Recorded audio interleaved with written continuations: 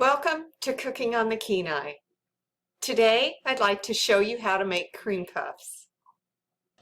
In my saucepan I have a 1/4 cup of butter, I have 1/2 cup of water, 2 eggs, and a 1/2 cup of all-purpose flour and some kosher salt. To the saucepan I am going to add the 1/2 cup of water and bring that to a vigorous boil.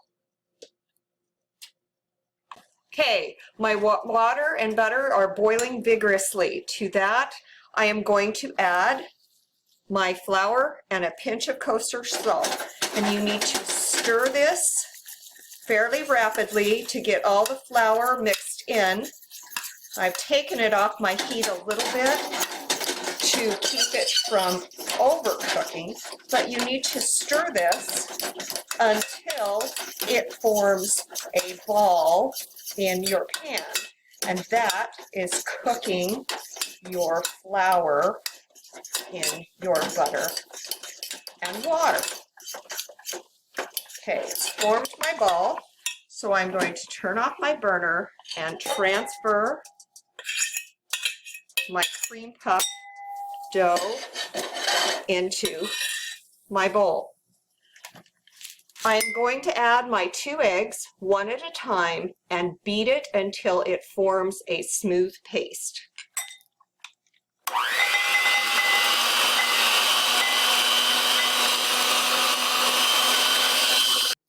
Beating the batter develops the gluten so it can hold the leavening provided by the eggs. While the dough bakes, the leavening causes a pocket to form within the dough. This allows you to add a filling of your choice. Okay, my batter has become a smooth paste, and I am going to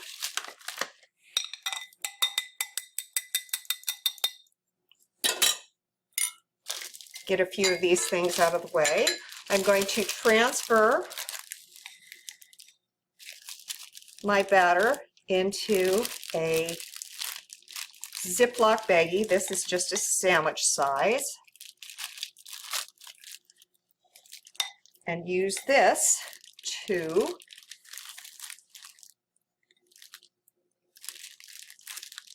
make my cream puffs. I have my cookie sheet that is ungreased. I'm going to close up my Ziploc baggie, cut a good sized corner off of my baggie and use it as a piping bag. I'm going to take and I'm going to make hopefully 6 rounds of my cream puff dough. Or if I'm going to make an eclair, I would take and put my batter in a long strip like that to make an eclair. Make sure you've used up all your cream puff dough. That one looked a little small.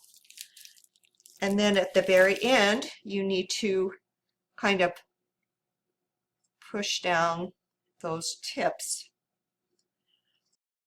I have my oven preheated to 400 degrees, and I'm going to bake these for 35 to 40 minutes until they're golden brown and crunchy on the top.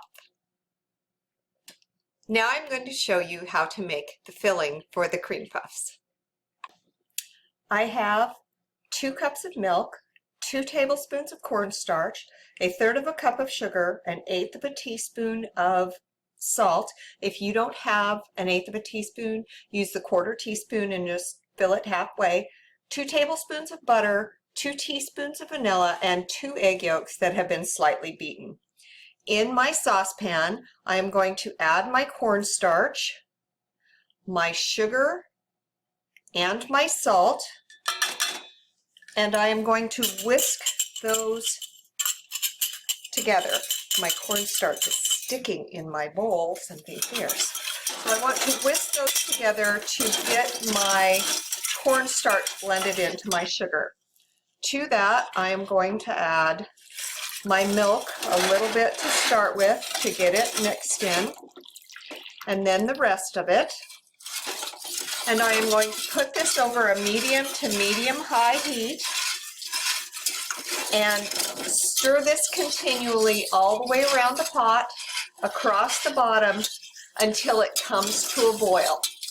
You need to be stirring constantly because the milk solids will drop to the bottom and cause them to scorch on the bottom of the pan. Okay, my pudding has started to thicken and it needs to come to a complete rolling boil. And you need to make sure you look at it so that you can see it boiling or bubbling, because the milk foams and it looks like there's bubbles, but it's really just the foam of the milk. Okay, my milk is starting to boil, so I need to cook this for a minute and stir it constantly. Make sure you're covering all those corners so you don't scorch it. If you start seeing little brown spots on your pudding, you have scorched it.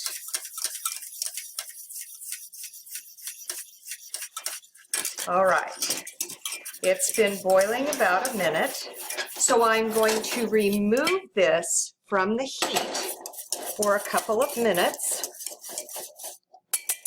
while I get my egg yolks ready. I'm going to take a measuring cup and pour about half of this 2-cup mixture into my egg yolks. This is called tempering your egg yolks, and you have to beat your egg yolks very quickly as you add your hot mixture to them. What this does is it brings your egg yolks up to the same temperature as your milk so that they do not curdle or become scrambled eggs in your pudding. I'm using 1/3 of a cup measuring cup, so I know that I have about half of my mixture into my egg yolks. So now I'm going to temper this into the rest of my pudding and put it back on the stove to boil for another minute. This is extremely important that you boil this for that extra minute, or your pudding may separate later and become watery.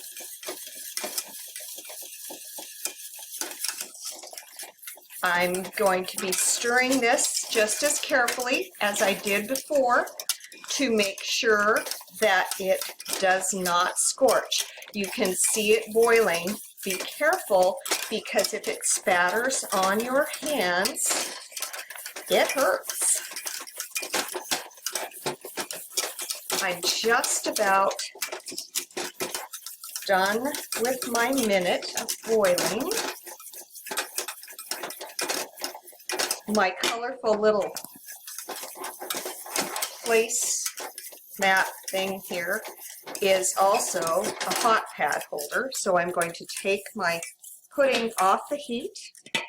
I'm going to add my 2 teaspoons of vanilla, my 2 tablespoons of butter, and mix those in. Make sure that your butter has all gotten melted as you stir this in. Once it is stirred in and you know that your butter is completely melted, you need to have a bowl and a piece of plastic handy so that you can put your pudding in the refrigerator to cool. Okay, I don't see any more butter chunks in there, so I'm going to pour my pudding into my bowl.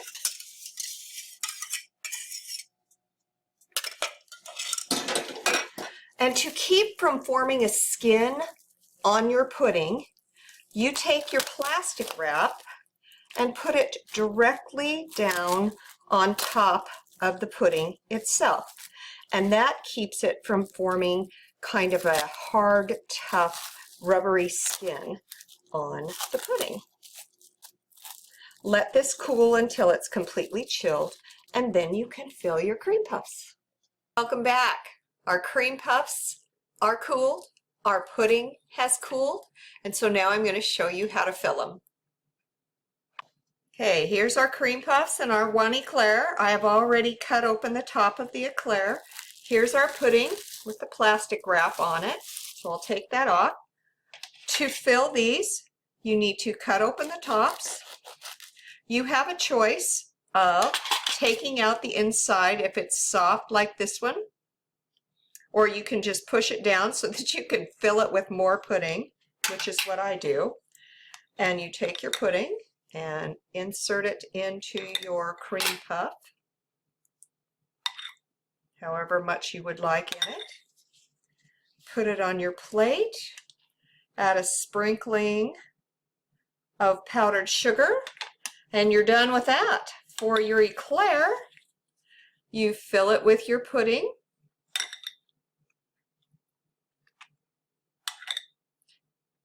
Depending on how much you like in there.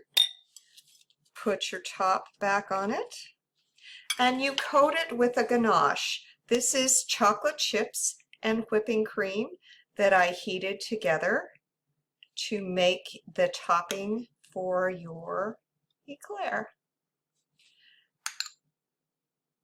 Cream puffs and eclairs, an easy, fun treat.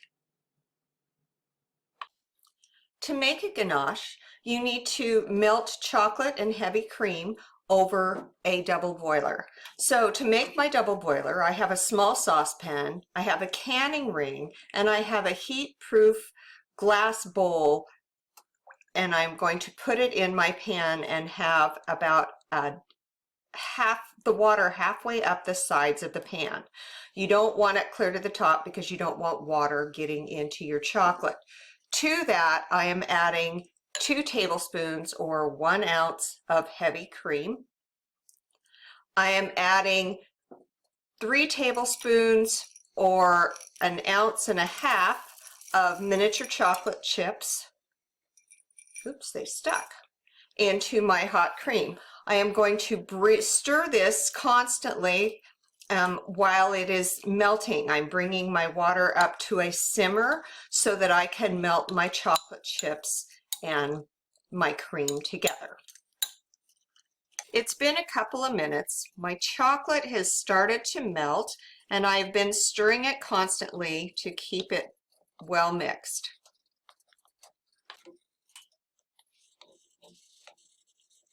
My chocolate is almost completely melted. You want to make sure that all those chocolate chips are completely melted into the cream.